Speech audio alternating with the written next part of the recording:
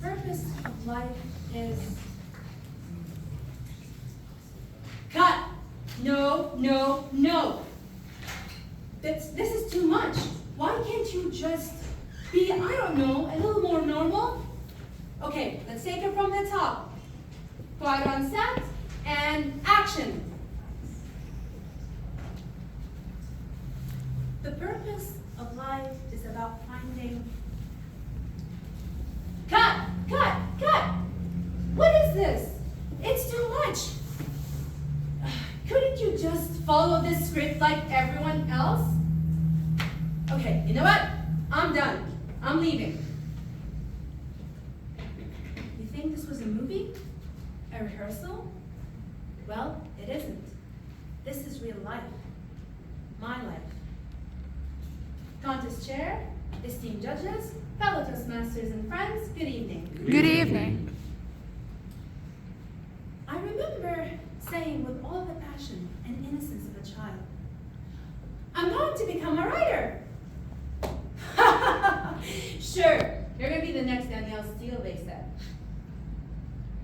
When I told them I'm going to publish a book one day, they snorted. Yeah, sure, just don't forget to invite us to the book signing event, they said. These were not just words. These were shattered remains of their own broken dreams. They didn't believe in me, another dreamer, because they had long given up on believing in themselves. You've probably all heard this before. They say the most gifted or talented people are the crazy ones, the ones on the edge of insanity. So, since I'm a gifted writer, I guess that makes me insane. But I like to think of it differently. I like to think that I'm special, unique, an odd individual who stands out. No, that is not boasting or showing off. That's the truth I learned the hard way.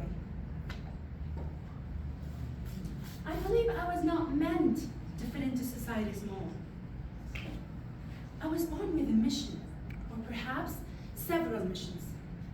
I'm a writer, a filmmaker, a journalist, a newspaper editor, a school teacher, and yes, a future motivational speaker. Dr. Seuss said it best when he wrote, why fit in when you were born to stand out? I don't fit in. Here's why. When I was in high school, my grade 9 teacher saw something in me that I did not know about myself. She discovered my writing talent, nurtured it, and helped shape me into the writer I am today. It was someone else, someone whose faith in me was unwavering. My hero, my dad. He was a writer too. When he discovered that I'd inherited his talent, he didn't just smile and feel proud of me.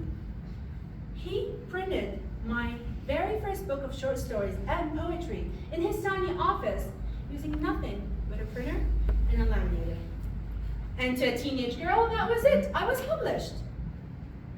You'd be happy to know that in 2010, I published my very first book of short stories and poetry, the same book that my dad helped print. Fast forward to my last year of university. I was about to graduate, so I had finals and a torturous graduation project to prepare for. And one day, I woke up at 5 a.m. from a dream that was so vivid, it felt like destiny. I woke up because I was having my eureka moment. When this epiphany lit a light switch on in my head, I ran to my parents' bedroom, jumped on top of their bed like a 5-year-old, shouting, I've got it! I know what I'm gonna write, a novel. Remember though, I was not 5 years old.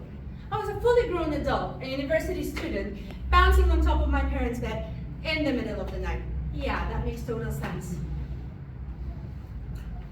But since that day, I couldn't stop.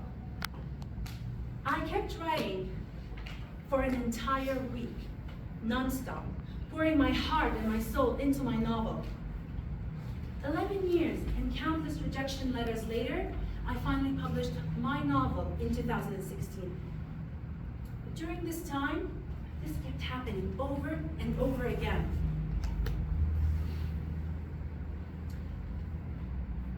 The same thing